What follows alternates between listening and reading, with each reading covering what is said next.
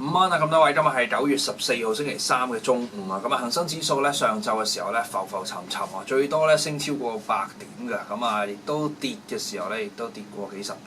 咁啊目前咧中午都係徘徊喺冇起跌嘅情況左右啦，咁就上證指數係跌18點嘅3006點。咁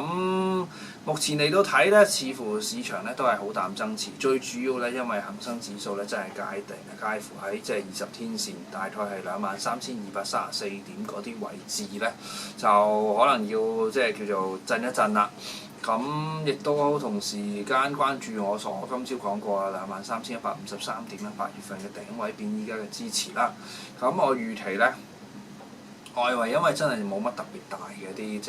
再利淡嘅消息啊，咁啊美國加息，我覺得呢個真係唔可信嘅。咁啊美國總統大選，咁似乎喺美國嗰邊反應會比較多一啲。到目前為止咧，其實2日嘅累積跌幅咧都已經過千㗎啦，即係從高位落嚟。咁所以咁嘅情況之下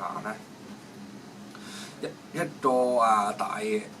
多頭排列嘅牛市大漲小回，我覺得嚟到依家23,153點呢啲位置咧，應該係跌幅會慢翻落嚟。如果能夠撐到星期三同埋星期四呢2個交易日咧，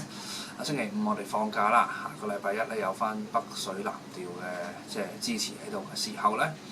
我唔排除咧後市咧應該可以走翻高少少嘅。咁所以咧，今日咧半日市嘅總結就係繼續等冇需要特別去撈貨啦，因為暫時嚟講亦都睇唔清晰，同埋亦都有3日嘅長假嘅，咁所以咁嘅情況之下，冇需要特別撈貨，照 keep 所有嘅貨照 keep，咁就目前嚟睇咧，繼續等待就 OK 嘅，23,150點，只要唔失嘅話咧，後市應該未必惡化啦。